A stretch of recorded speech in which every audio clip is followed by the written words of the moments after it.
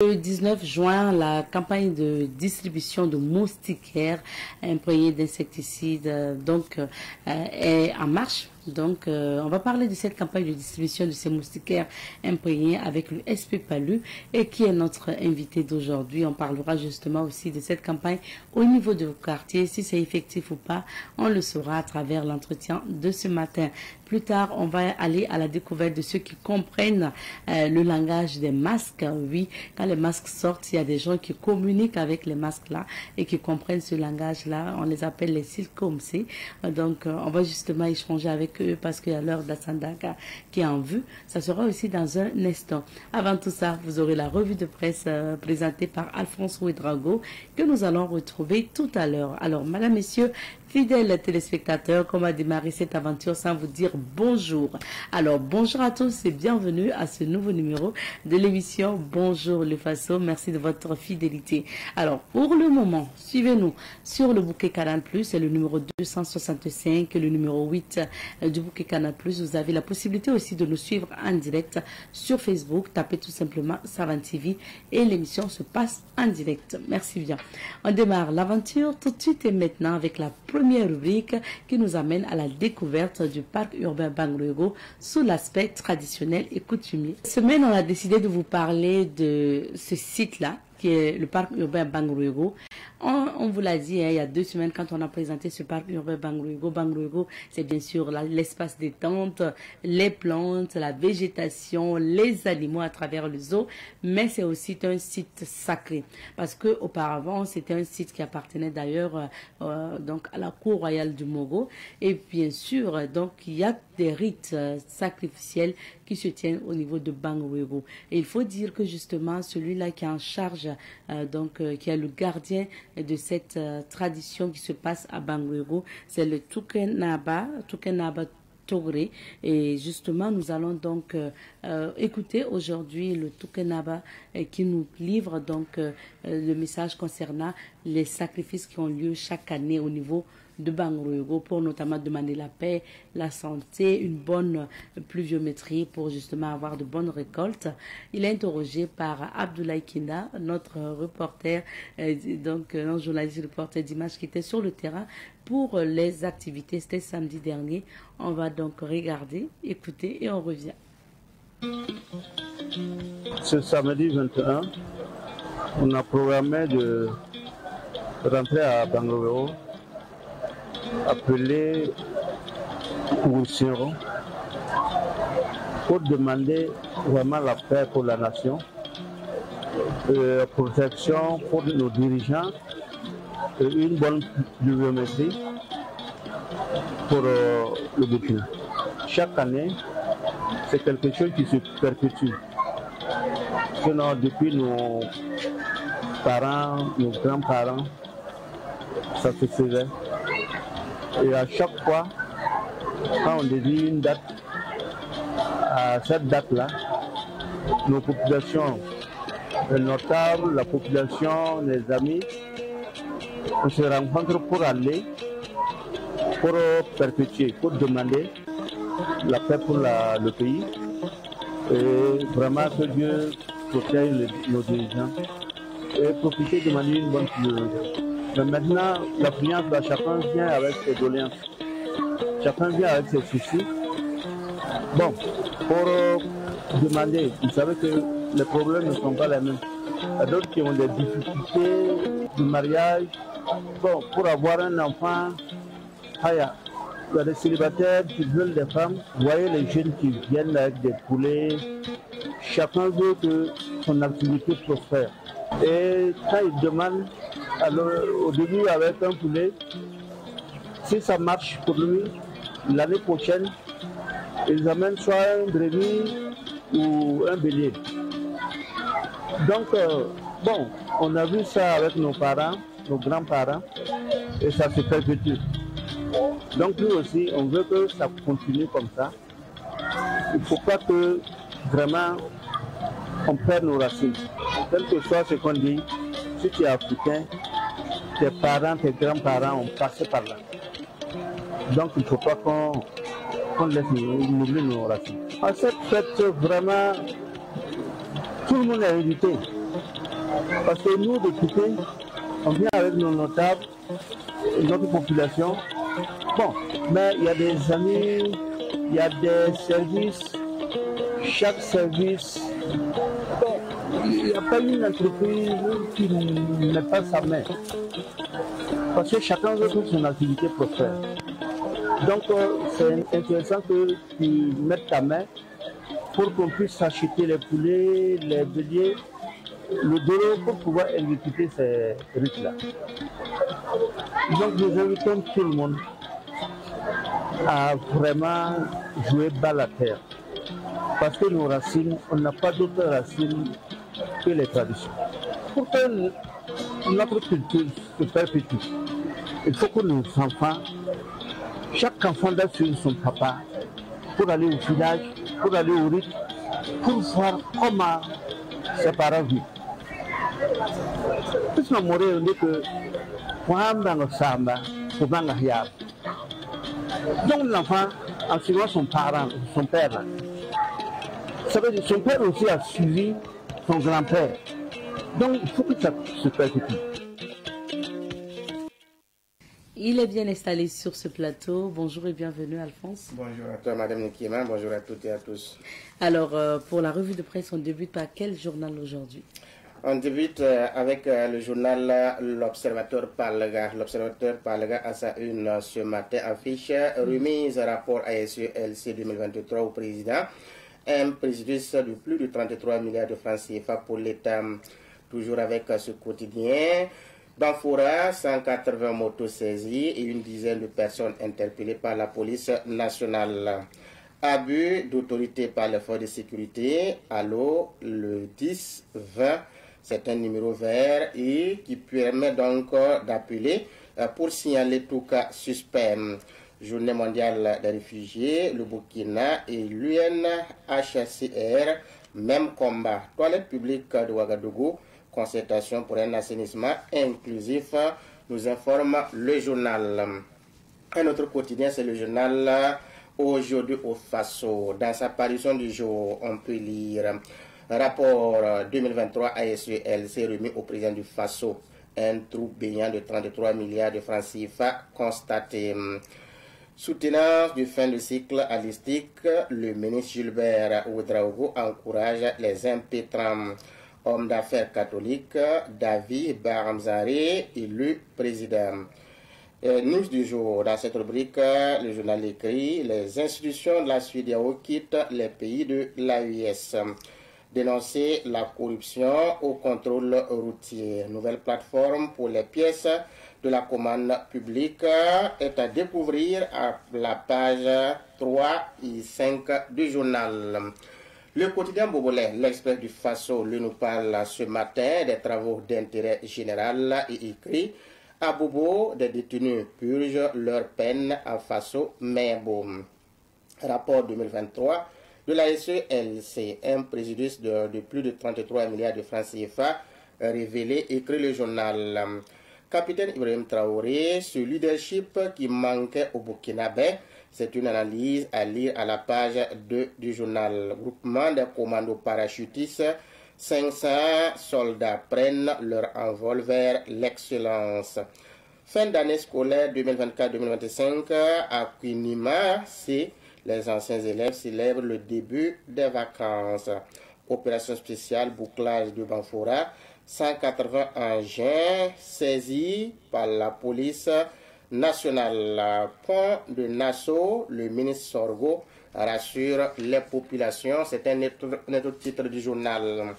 Le journal Le Pays, à sa une ce matin, nous rapporte ceci. Rapport 2023 de l'ASE-LC remis au président du Faso. Un préjudice de plus de 33 milliards de francs CFA révélé. Abbé Justin Zangré, curé de la Rotonde, à propos de la béatification, dit ceci: la sainteté ou la droiture de vie est une quête indispensable pour l'homme. Contrôle sécuritaire et documentaire, le ministre de la Sécurité promet de sanctionner les cas d'abus. Bobo de Lasso, un artiste musicien poignardé à mort pour une histoire de 1250 francs, écrit le journal. Campagne de reforestation au Burkina. Le tout n'est pas de planter un arbre. La suite est à lire à la page 6 du journal. Délivrance des pièces administratives de la commande publique, un système électronique pour plus d'efficacité, de transparence et d'équité, c'est-à-dire à la page 16. Terminons avec Sidoaya. Sidoaya a sa une ce matin, affiche hystique. 64 MP30 défendent leurs travaux de recherche. Remise du rapport 2023 de l'ASE-LC au président du FASO. Un préjudice de plus de 33 milliards de francs CFA révélé. Production maraîchère à Gombusgo, un clé de résilience des déplacés internes écrit citoyen. Poste de contrôle routier. Le ministre de la Sécurité invite à dénoncer les abus. Et trait de plume dans cette rubrique, le journal écrit Iran-Israël, la crainte d'une guerre mondiale. Merci beaucoup Alphonse pour ces titres. De retour sur ce plateau et puis justement on continue avec la phase commentaire. Nous débutons avec le rapport 2023 de l'ASE-LC qui a été remis au président du FASO. Qu'est-ce qu'on note? Alors, effectivement, c'était hier en début de matinée. Ce rapport a été remis au chef de l'État, au président du FASO, le capitaine Ibrahim Traoré, par le contrôleur général d'État, Lassane Compaoré. Donc, dans ce rapport, il est indiqué que, effectivement, l'État burkinabé paie donc... en tout cas, par le fait de certains acteurs, il manque au trésor public 33 milliards de francs CFA. Et vous savez que c'est énorme, c'est énorme. Et ça, ce n'est que le rapport des activités, le rapport 2023 de l'ASE-LC. J'imagine pour 2024 et même pour 2025, à combien nous serons comme manque, en tout cas au niveau du trésor public. Il faut dire que chaque année, lorsque le rapport est mis, on indique ce qui manque, et ce manque est lié par le fait donc de certains acteurs, de certaines personnes, et c'est vraiment malheureux. La précision que le contrôleur général d'État a donnée est qu'ils ont travaillé, ils ont présenté le rapport en 3 phases. La première phase montre les moyens humains, matériels et financiers mis à leur disposition pour le travail. Ça, c'est la première phase. Alors, la deuxième phase parle, par exemple, du mode opératoire, c'est-à-dire le mode de saisine de l'ASE-LC. Il arrive que l'ASE-LC soit saisie pour enquêter, pour mener des audits sur un service, sur une institution. Et en ce moment-là, les membres qui le composent se mettent en branle. Une équipe est donc constituée pour que le travail soit fait. Il arrive que le travail soit mené suite à une dénonciation, voilà, des personnes anonymes. Et dans ce temps, en ce moment, il se met donc au travail. Il peut arriver aussi que ça soit sur initiative personnelle de l'ASE-LC, lorsque ils remarquent que dans ce service, il y a quand même des cas suspects, ils peuvent entamer leurs enquêtes, leurs investigations. Donc, c'est leur façon de travailler qui a donc été présentée ainsi. Et l'autre chose, c'est le fait qu'ils ont aussi cette possibilité, après analyse, après tous les éléments réunis, présenter ce qu'ils ont trouvé. Et s'il y a nécessité à ce qu'on transmette le dossier au niveau de la justice, ce travail est fait. Et ça, c'est la loi qui permet donc à l'ASE-LC d'évoluer de cette manière-là. Alors, c'est pour ça qu'ils ont pu, en tout cas dans ce rapport, enregistrer 12 dossiers aujourd'hui qui se trouvent dans les mains au niveau de la justice et qui attendent d'être jugés. Peut-être que d'autres sont déjà en cours, mais en tout cas, une douzaine de dossiers qui se trouvent donc au niveau de la justice pour connaître donc la vérité. Donc, c'est en quelque sorte la présentation du rapport qui a donc été expliqué succinctement cela, comme ça, par le contrôleur général d'État. Donc, en résumé, je pense que après la remise de ce rapport. Peut-être que les premiers responsables vont donc rencontrer la presse. En tout cas, cela était coutumier pour donner beaucoup plus d'éclaircissements. Quels sont les services qui ont donc été concernés et qui ont en tout cas enregistré ces pertes-là, ces manquants.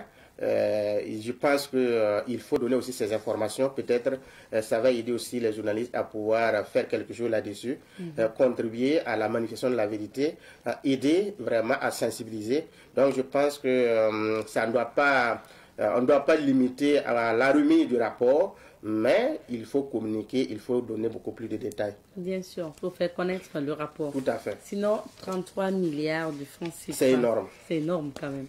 Alors, autre actualité, poste de contrôle routier, le ministre de la Sécurité qui invite à dénoncer les abus.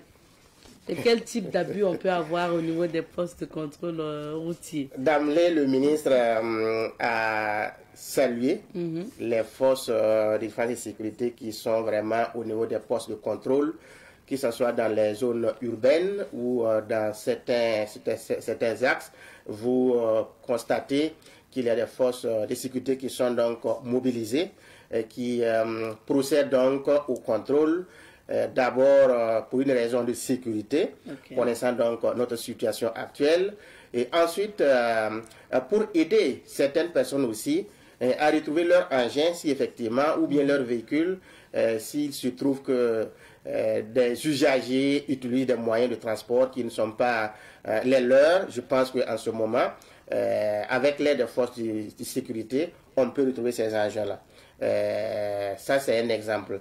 Alors, autrement, ce contrôle permet non seulement à protéger la population et à protéger leurs biens. Le ministre Mamadou Sana a d'abord salué cette réalité parce que nous sommes dans une situation sécuritaire difficile. Donc, ce contrôle participe effectivement à retrouver, à ramener la paix et la sécurité.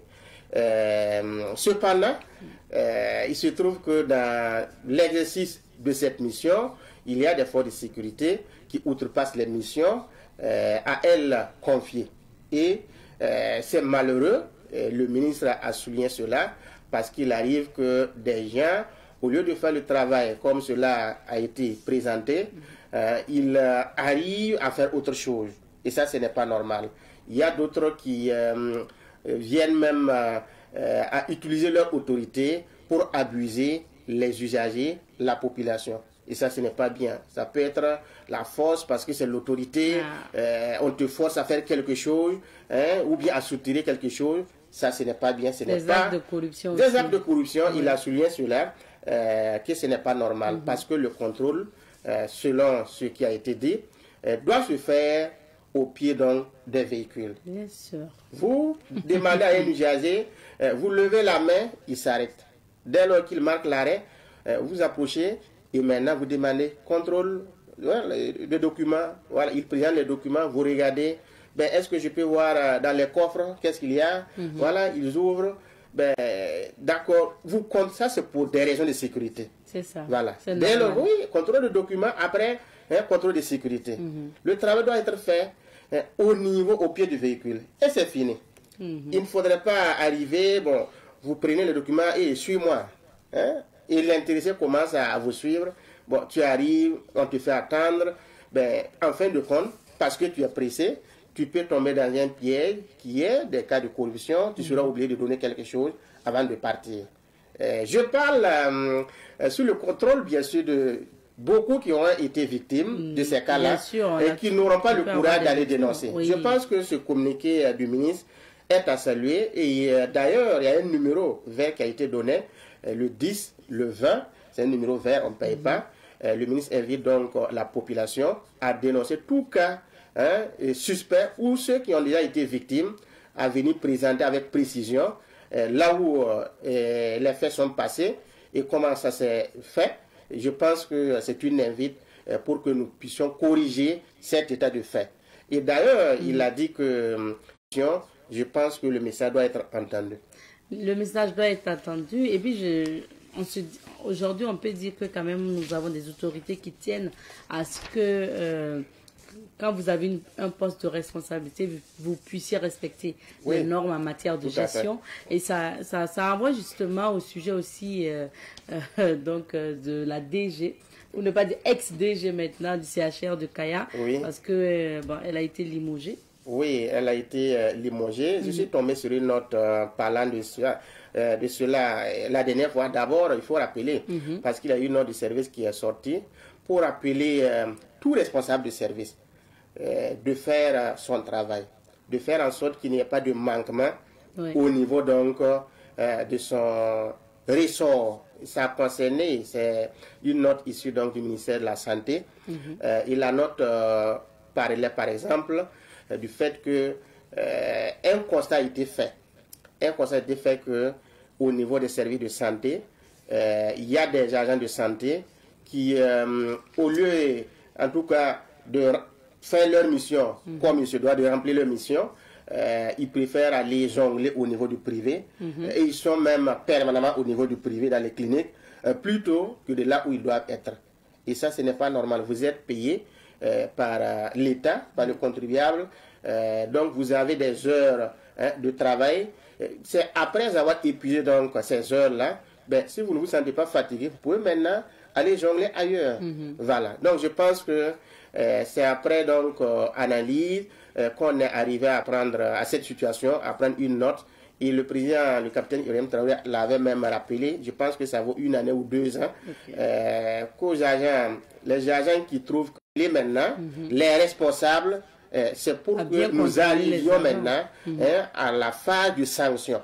Donc, étant donné que, en tant que responsable, si vous constatez qu'effectivement, ces cas, ces manquements existent et des cas ont été signalés, vous ne sanctionnez pas, vous allez porter l'entière responsabilité.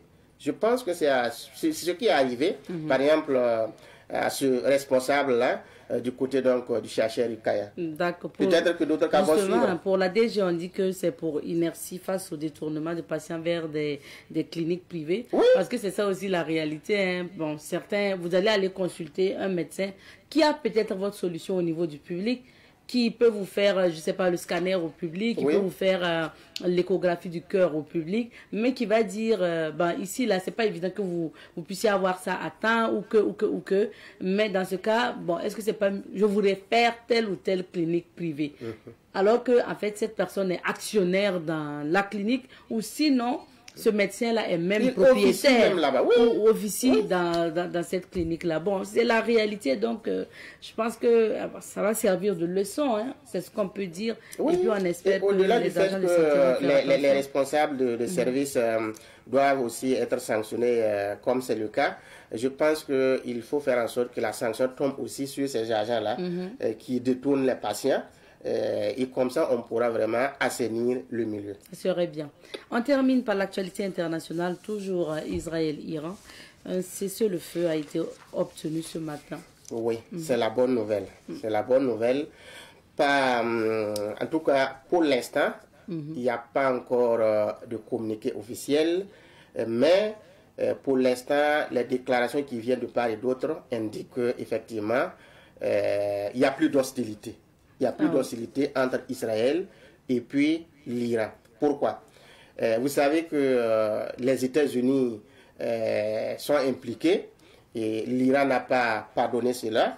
D'ailleurs, l'Iran avait averti les États-Unis que s'ils intervenaient pour soutenir Israël, l'Iran allait riposter, allait s'attaquer aux bases militaires des États-Unis qui se trouvent donc au niveau au Moyen-Orient, dans d'autres pays.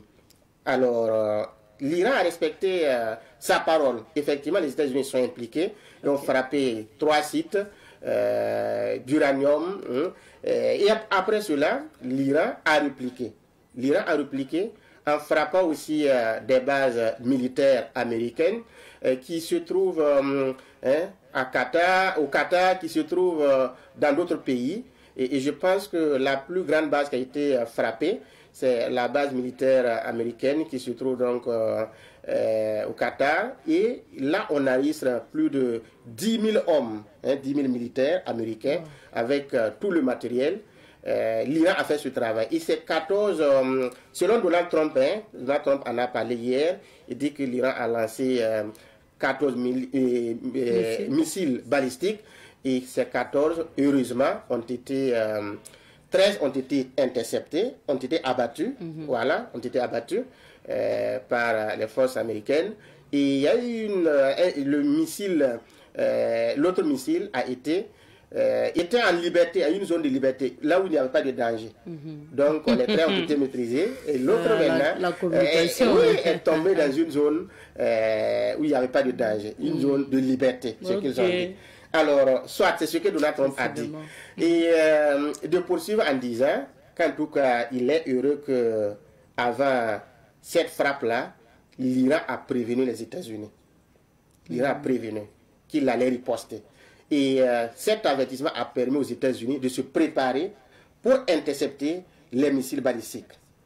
Ah oui. C'est la communication, comme vous le dites. Et avant de conclure, il dit qu'à cet instant, il informe qu'il y aura un cessez-le-feu complet et total entre les deux pays, entre Israël et l'Iran. Toi, tu viens mettre ta bouche dans la bagarre. Oui, il a peut-être des informations. C'était pas mieux de parler de cessez-le-feu. D'ailleurs, il est sur ce schéma-là, et ce cessez-le-feu allait être obtenu dans 6 heures. Et ça allait commencer à partir de 4 heures du matin, aujourd'hui. Alors, ça, c'est ce que Donald Trump a dit hier. Effectivement, ce matin, il y a le ministre des Affaires étrangères de l'Iran, depuis Téhéran, qui effectivement a parlé. Qu'ils avaient donc dit à Israël de tout faire pour ne plus frapper leur base, leur position. Et si cela était apparu vrai, il allait avoir donc un cessez-le-feu à partir de 4 heures du matin aujourd'hui. D'accord. Effectivement, qu'ils se sont rendus compte que Israël n'a plus agi. Donc, l'Iran a cessé les hostilités à partir de 4 heures. D'accord, on va attendre la confirmation oui, au cours de la journée. Donc, il a remercié les forces militaires, les militaires iraniens qui sont vraiment donnés, qui étaient prêts à combattre jusqu'au dernier goutte leur sang. Il a vraiment salué l'effort, la mobilisation, en indiquant que l'Iran ne va pas se laisser faire face à n'importe quelle puissance. Donc, je pense que pour l'instant, c'est ce qu'on peut avoir comme idée par rapport à l'évolution de cette guerre entre ces deux pays. La peur qui habite donc certains médias ou qui habite certaines personnes, je pense que ça ne va pas aller loin. Parce qu'il faut le dire, les gens font ça pour... c'est des intérêts, c'est des intérêts. Donc, les États-Unis qui a senti ses intérêts menacés, Donald Trump avait commencé à menacer certains pays qui profitaient pour augmenter le prix du pétrole. Mais il a compris que ses intérêts étaient menacés. Donc, rapidement, il faut éteindre le feu.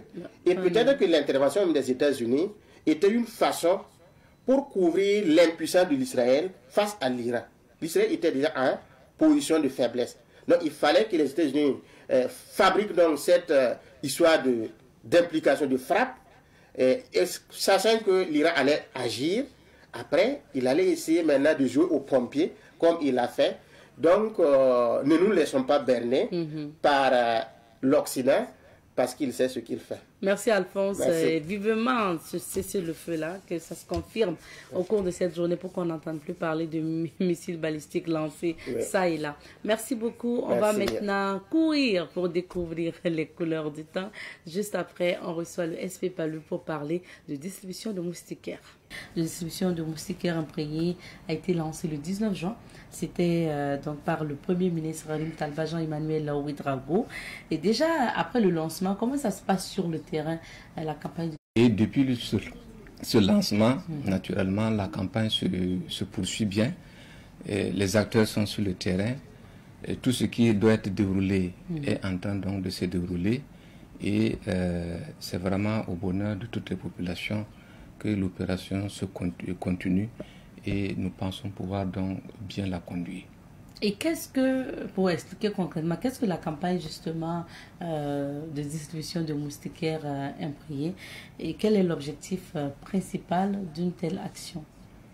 Merci bien, madame. Il faut d'abord dire que quand on parle de campagne, c'est une opération qui comporte plusieurs activités, un ensemble d'activités qui mettent en branle des moyens matériels, financiers, mais aussi des méthodes pour réaliser donc ces activités dans le but d'atteindre donc un résultat précis.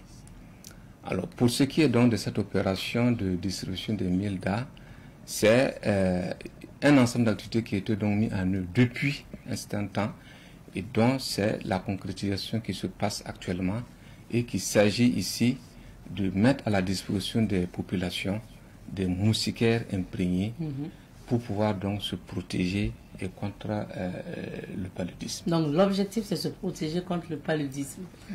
Oui. Ok. Et le principal objectif recherché à travers cette distribution, il faut dire que c'est un objectif qui est en palier. Okay. En palier parce que le tout premier palier, c'est de rendre disponibles les moustiquaires auprès des communautés.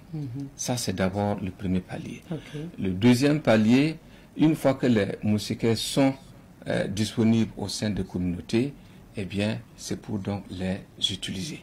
Ça aussi, c'est le deuxième palier de cet objectif. Et si on a les moustiquaires et qu'on les utilise, naturellement, on doit se protéger.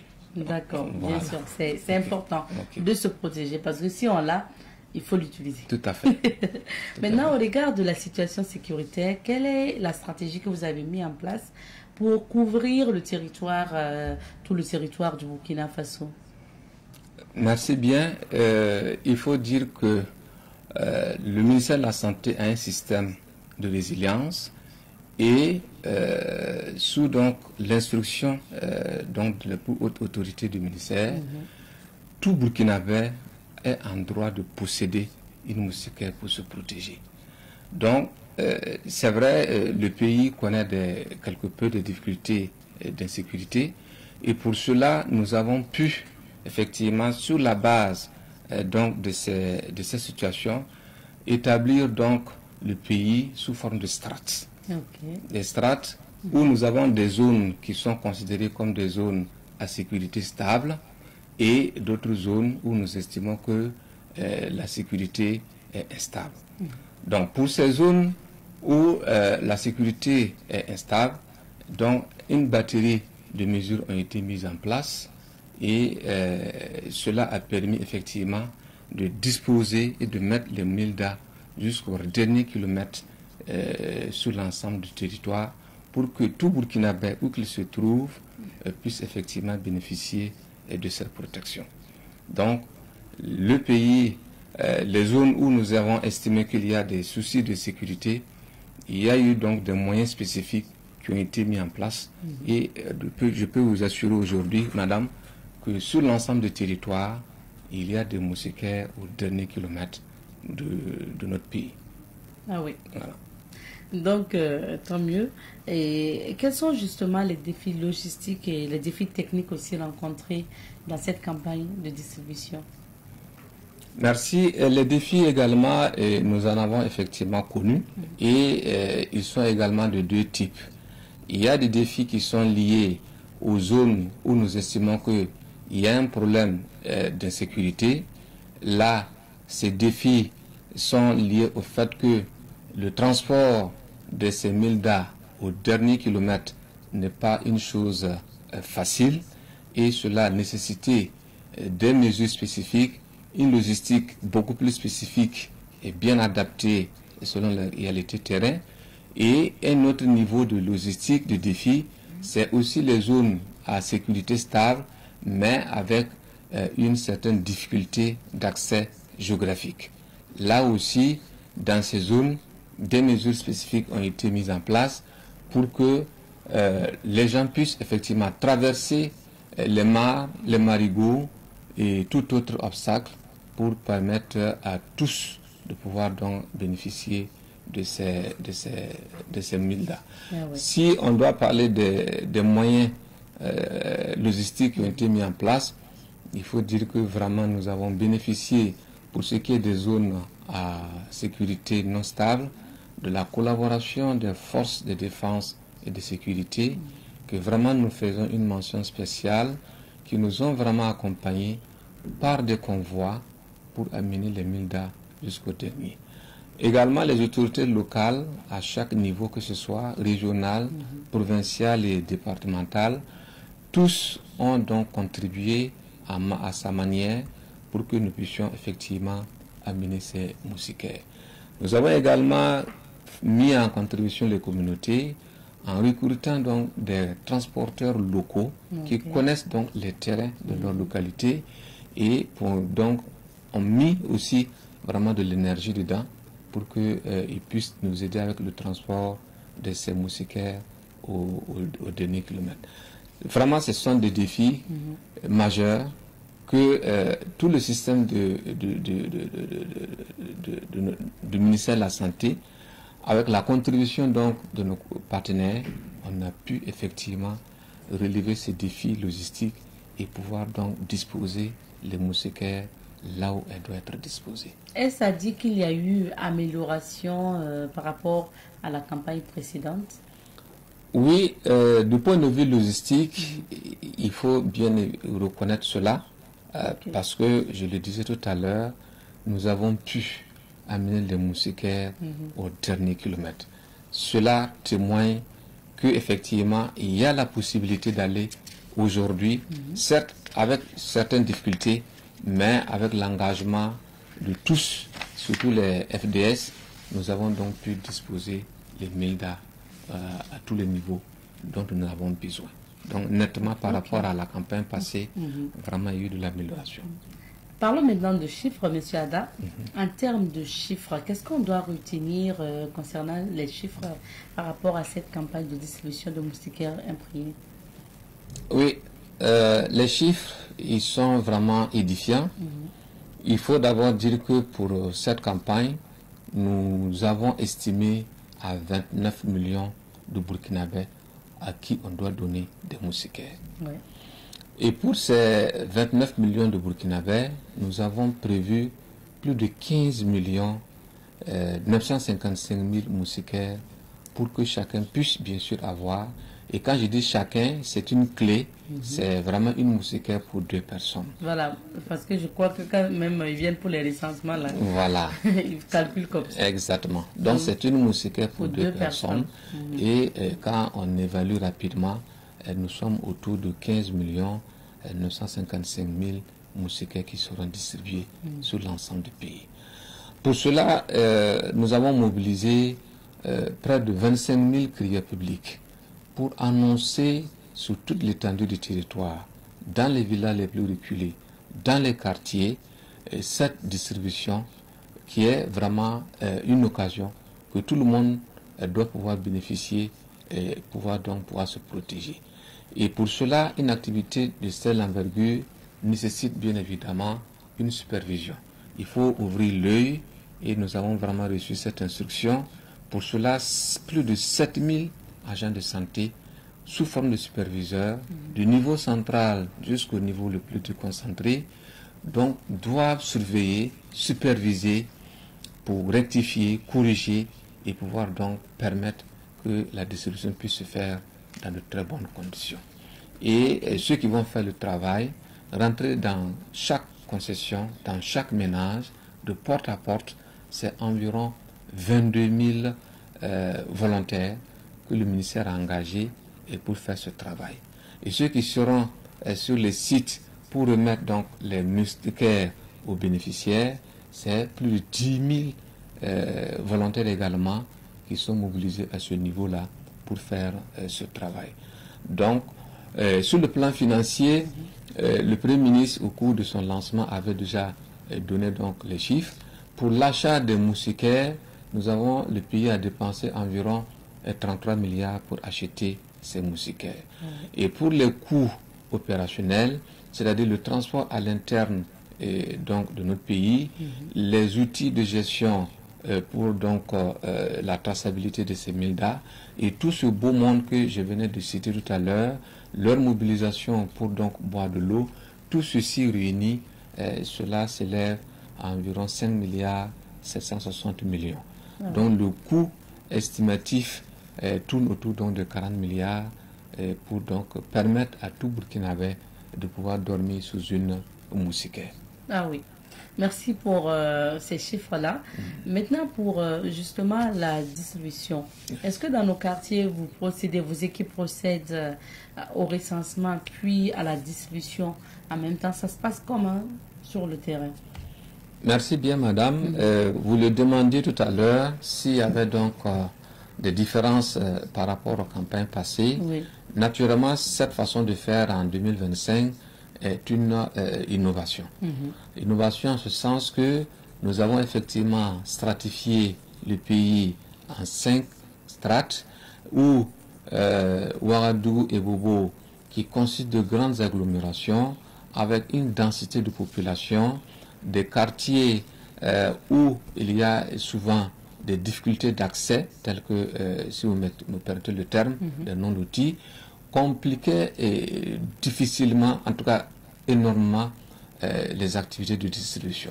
Donc pour cette année, nous avons donc spécifié ces grandes villes et à ces villes-là, une stratégie beaucoup plus spécifique que nous appelons stratégie urbaine, qui consiste effectivement à ce que tous les volontaires partent dans chaque concession, dans chaque ménage, dénombrer les ménages et à l'issue du dénombrement, on leur donne un bon, cela leur donne droit à un bon et dès le lendemain, ils peuvent déjà se rendre à un site qui leur a été signifié avant donc au cours de remise de bons et ils peuvent aller chercher les moustiquaires. La différence c'est que donc habituellement on a 6 jours de distribution, ce qui ne permettait pas aux gens, au regard de leurs occupations au niveau donc de ces villes, de pouvoir donc dans ce court temps pouvoir aller chercher. Cette fois-ci, nous avons donc allongé ce temps jusqu'à 15 jours. Pendant donc ces 15 jours, quelqu'un qui détient un bon peut donc se rendre dans le site indiqué, voilà, pour se faire remettre les moustiquaires. D'accord. Voilà. Parce que justement, je me rappelle que quand on préparait cette émission, je me suis demandé, enfin j'ai demandé à la maison, n'étant pas là si les agents recenseurs sont venus, et on me disait, moi je suis dans ce quartier, et on me disait non, ils ne sont pas encore passés. Je dis, mais bon, la campagne a commencé. Donc ça veut dire que la stratégie pour Ouaga et Bobo, c'est de recenser, et automatiquement le lendemain, vous avez la possibilité d'aller retirer les moustiquaires. C'est plus comme souvent, vous prenez le bon et puis vous attendez quand on va annoncer qu'on peut aller sur le terrain, retirer, on part maintenant. Voilà. D'accord, on comprend mieux ce qui se passe. Merci pour ces innovations-là. Et on invite les populations aussi à faire attention. Absolument. De toute façon, tout le monde aura, donc on n'a pas à se bousculer dans les rangs. Bien évidemment, le dénombrement, c'est 15 jours. Quand même. Les équipes vont sillonner toutes les concessions, tous les ménages, pendant 15 jours. Quand même. On se dit que c'est vrai, les uns les autres ont des occupations, mais sur 2 semaines, on pense qu'on peut quand même accorder du temps aux dénombreurs. Également, la distribution aussi, c'est sur 15 jours. Si vous recevez votre bon, vous avez 15 jours, en tout cas au plus tard, pour pouvoir donc aller chercher au MILDA. Et tenez-vous une précision, le dénombrement aussi ne se fera pas comme on a l'habitude de le faire, ce n'est pas sur la base de déclaration. Si pour estimer le nombre de MILDA à donner à un ménage donné, c'est en fonction de la taille de ses membres. Et pour ça, on va demander donc effectivement aux volontaires de demander aux ménages de mettre à leur disposition souvent certaines pièces que nous estimons qu'elles sont des sources d'information pour pouvoir donc prouver en quelque sorte la taille, parce que si effectivement les gens ne sont pas francs dans leur déclaration, on peut donc arriver à faire manquer des moustiquaires à d'autres alors que voilà. Merci pour l'information. Alors, comment justement c'est passé aussi la mobilisation des collectivités? Vous avez parlé bien sûr du fait qu'il faut aller au fin fond du Burkina Faso, forcément travailler avec les collectivités. Comment la collaboration s'est passée et quel est le rôle aussi que ces collectivités jouent dans cette campagne de distribution de moustiquaires? Tout à fait. Merci bien. Il faut dire que c'est une intervention communautaire.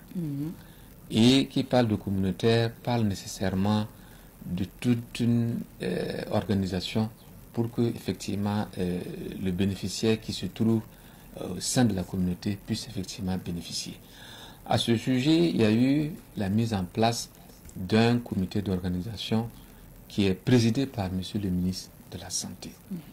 Et ce comité national a des démembrements dans des comités locaux d'organisation, niveau régional, niveau provincial, niveau départemental, où à chaque niveau, on a donc des leaders, des autorités administratives, coutumières, religieuses, les leaders d'opinion de tous bords et toutes les personnes influentes, la société civile, qui sont mis en branle à chaque niveau dont ils interviennent.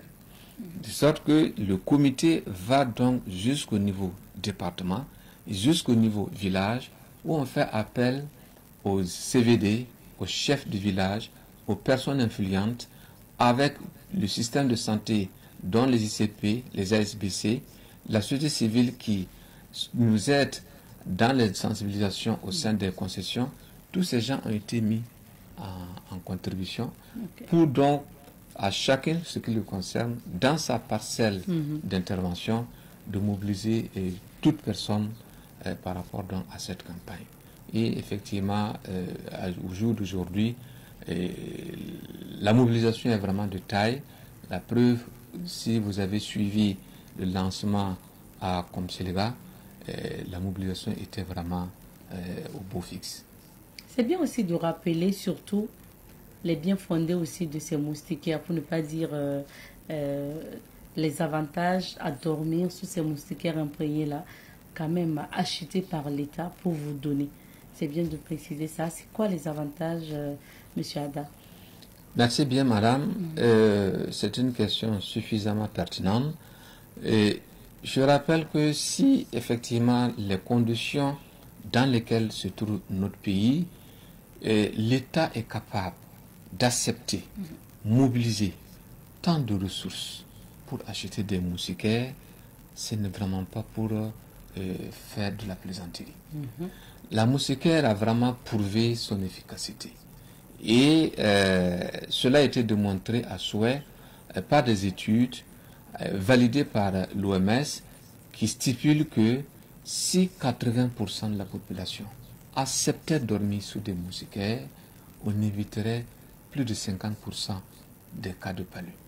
Cela voudrait dire que si effectivement en 2023, en 2024, si les Burkinabés avaient accepté de dormir suffisamment toute l'année et toutes les nuits et sous les moustiquaires, les 10 millions de cas que nous avons enregistrés dans le Fonds sanitaire seraient donc à peu près 5 millions.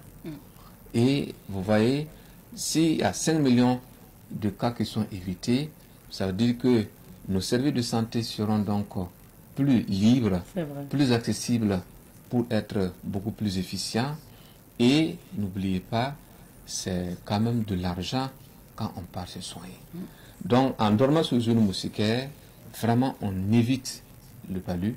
Et au-delà même du palu, toute autre maladie, telle que la dengue, et tout ce qui est maladie vectorielle, à transmission vectorielle, et au-delà même de tout ça, le confort d'éviter donc des piqûres, on dort bien, le sommeil est apaisé, on se réveille en pleine forme et on commence donc une très bonne journée et on est productif, on est inspiré et vraiment on devient utile à soi-même et à la communauté. Ça a tellement un lien avec son bien-être qu'il faut le faire. Tout à fait.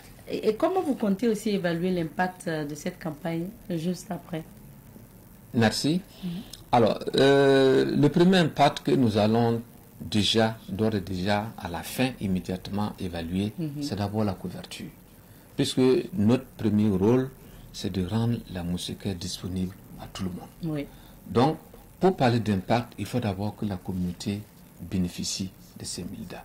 Donc, la couverture est un élément important pour nous à la fin de la campagne. Qui a eu, qui n'a pas eu, ça c'est le premier impact. Le deuxième impact, naturellement, les gens qui ont eu, est-ce que vraiment ils dorment? Ils utilisent. Parce qu'une chose est de posséder et une autre est d'en utiliser. Et effectivement, nous allons nous atteler à vérifier si effectivement les gens adhèrent les gens acceptent d'utiliser ces moustiquaires.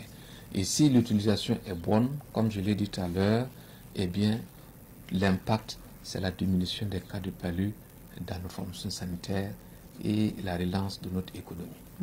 Voilà. Maintenant, et comment vous vous organisez aussi au niveau donc, de votre département pour notamment sensibiliser aussi la population concernant l'importance de ces moustiquaires-là? Parce que comme vous l'avez dit, il y a souvent certaines personnes qui prennent des moustiquaires, qui partent déposer, qui n'utilisent pas. Le pire des cas, c'est de l'utiliser à autre fin, comme pour des activités de maraîchage et autres. Tout à fait. Merci bien. Il faut dire que tout un arsenal a été mis en place, puisque l'objectif, bien sûr, comme vous le dites, c'est l'utilisation. Oui.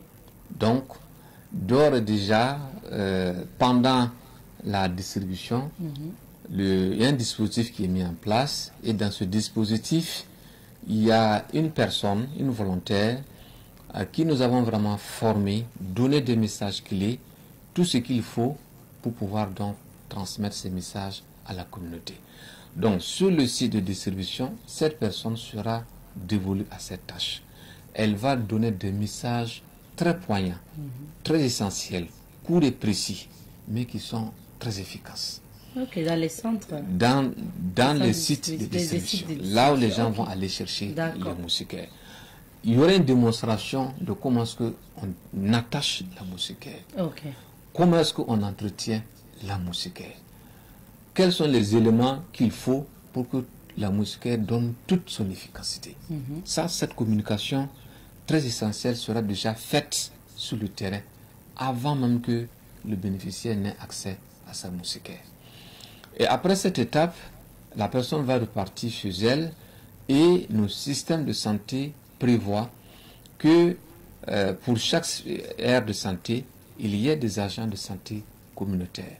Tout dernièrement, nous avons également bénéficié, avec la grâce donc du ministère de la Santé, des volontaires qu'on appelle VNSBC, qui vont également rentrer dans chaque concession pour porter des sensibilisations sur des thématiques dont l'utilisation des moustiquaires. Et à chaque occasion de contact d'une personne avec nos services de santé est toujours une occasion de rappeler la nécessité de dormir sous moustiquaire.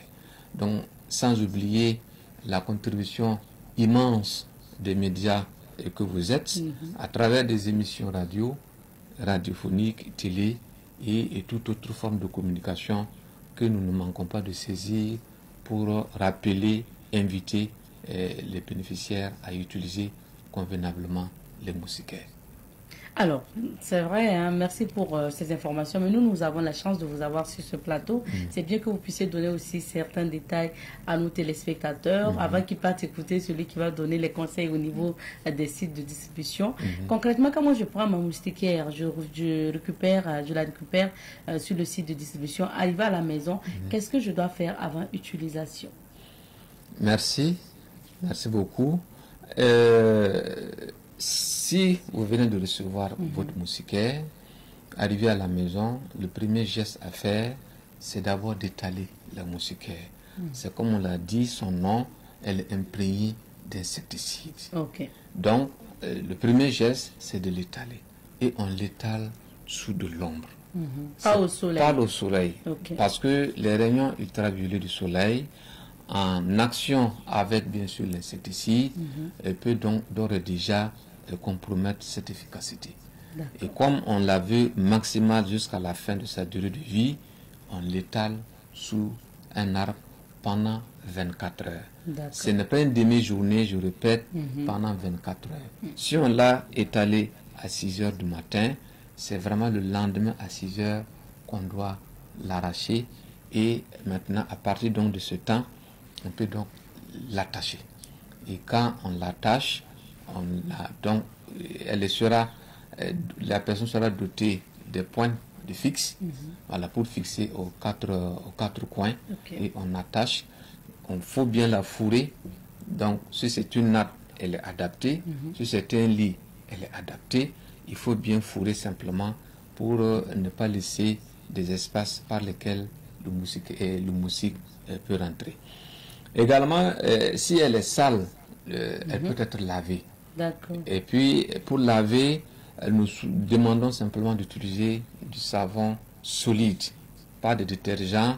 On ne va pas citer des noms ici, au risque donc de faire la publicité, mais on dit simplement aux gens d'utiliser du savon solide pour laver. Et quand on lave, je le répète, on étale toujours à l'ombre.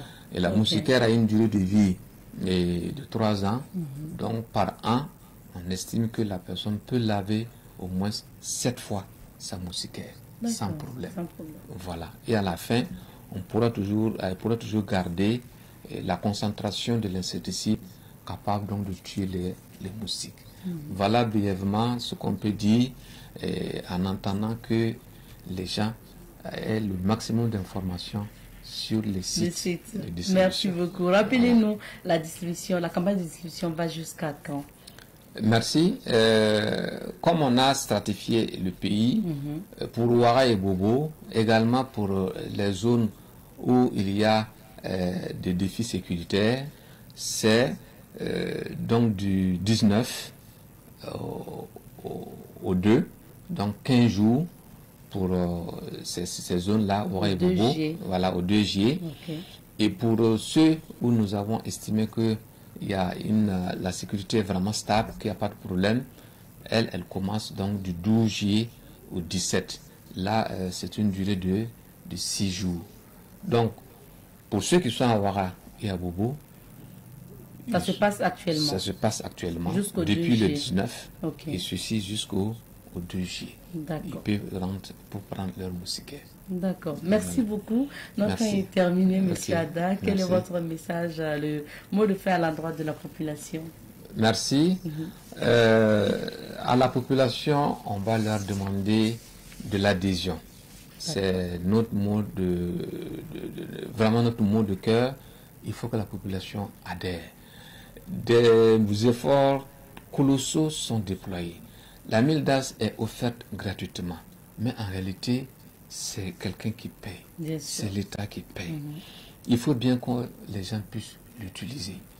Le paludisme, c'est bien dommage que la représentation mentale que nos communautés en font n'est pas vraiment favorable, mais la multisectorialité de la lutte contre ce fléau constitue vraiment un défi qui fait que tout le monde doit s'y mettre. Alors, c'est une sangsue qui suce le sang de nos enfants, qui suce le sang de nos femmes enceintes, mais aussi qui suce... Nous sommes de retour sur ce plateau et maintenant nous allons parler des Silcoms Boudou. Alors, on parle avec l'association donc Silcoms Boudou. Nous sommes avec Monsieur Raogo Arsène Ouedraogo, qui est le secrétaire chargé des relations extérieures de cette association qui organise aujourd'hui. Bon, ça sera le week-end prochain, Daga, qu'on va justement découvrir ensemble. Monsieur Ouedraogo, bonjour. Bonjour, madame. Bienvenue sur notre plateau. Merci beaucoup. C'est sûr que quand j'ai dit Silcoms, il y a certains qui se demandent, mais les Silcoms, ça veut dire quoi? Bon, ne vous en faites pas, vous allez savoir de quoi il s'agit. Mais déjà, quel est l'objectif de l'association Silcoms Boudou? Merci pour l'opportunité que vous nous avez accordée et pour que nous puissions échanger un peu avec vous et permettre aux téléspectateurs de nous suivre. Alors, bonjour à tout le monde. Sinon, Silcoms, c'est l'objectif, vous demandez l'objectif. C'est ça, de l'association. Voilà, nous avons comme objectif promouvoir le patrimoine culturel des masques, et garantir la paix nationale et plaider pour la solidarité des villages des masques. D'accord. Voilà. Mais l'association, pour plus présenter l'association, qu'est-ce qu'on retrouve au sein de l'association? Comment vous fonctionnez? Bon, il n'y a que des masques, des villages qui ont des liens avec les masques. Voilà, les villages qui ont des liens avec les masques, du côté maternel ou du côté paternel. On peut parler des neveux ou des nièces. Ce sont eux aussi qui sont les garants de la tradition des masques. On dit souvent que ce sont les nerfs même de la tradition. Donc, au sein de votre association, on retrouvera des circumcis de Saponais, de Tengango.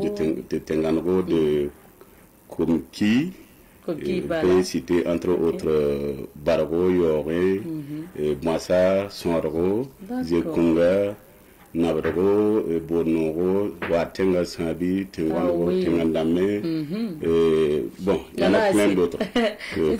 C'est bien maintenant de nous dire qu'est-ce qu'on appelle circumcis. Circumcis, ça veut dire quoi concrètement? Circumcis, il faut d'abord passer par la question qui est Sirkwanga. Sirkwanga. Qui est Sirkwanga? Ça, c'est le singulier. Voilà. Sirkwanga, c'est quand c'est une seule personne. Circumcis, c'est quand c'est le pluriel. Alors, Sirkwanga, c'est, comme je le disais tantôt, c'est une personne qui a un lien maternel ou paternel avec la famille des masques. Qui parle de masques, parce qu'il y a toute une équipe qui fait le clan des masques. Il y a les tam-tams, il y a les fétiches, il y a les haches, il y a le masque lui-même, et qui sont du moins dirigés ou entretenus par une équipe de notables qu'on appelle le chef de fétiche. Voilà. Donc sont tous ces villages-là associés qu'on appelle Silkomus Boudou. Je ne sais pas si j'ai... Maintenant, est-ce que le Sirkwanga, donc en singulier, c'est celui qui comprend et qui parle le langage des masques? Ce n'est pas forcé. C'est pas forcément celui-là. Mais celui qui est né avec les circoncis, on peut l'appeler Sirkwanga. Mais dans les circoncis, il y a des initiés et il y a des non-initiés. Ah, voilà. Les initiés, c'est qui? Les initiés, ce sont ceux qui font le travail des masques, ceux qui sortent avec les masques, ceux qui tapent les tam-tams, ceux qui font les chantres, qui donnent les geleuses aux masques ou aux participants. Voilà, ce sont eux qu'on appelle les détenteurs des fétiches. Ils sont aussi appelés les circoncis, mais des initiés. Voilà. D'accord. Sinon, dans les circoncis, il y a certains qui sont juste membres de la famille, mais qui ne comprennent pas forcément le langage des masques. Tout à fait. Est-ce qu'on peut faire partie de ce cercle-là, privilégié si vous voulez, qui comprennent et qui parlent le langage des masques? Est-ce qu'on peut décider de faire partie, d'apprendre et de faire partie de ce cercle-là? Un individu d'ailleurs ou bien de la famille? De la famille, par exemple. Oui, c'est possible. C'est d'ailleurs le bas âge, généralement, qu'on vous initie. Voilà. Et l'initiation se fait en deux manières. Bon, généralement, c'est lors des décès. Quand on a besoin d'enfants. Alors, on peut venir négocier avec votre papa. Alors, on a besoin de votre enfant pour telle raison. Alors, le papa peut donner son accord. On prend un poulet, on part chez le chef, on demande son autorisation. On part sur le garant des fétiches. Et le chef des masques, le chef des tam-tams, les chantres, on les assoit ensemble devant les fétiches. On lui montre qu'à partir d'aujourd'hui, telle personne est de notre clan. Et à partir de là, on t'initie. L'initiation, c'est te faire apprendre la langue des masses, c'est te faire apprendre comment faire le travail. Bon, ça c'est entre parenthèses. Bon, le travail, comprenez ça comme ça. Voilà. On ne peut pas tout expliquer ici. Merci.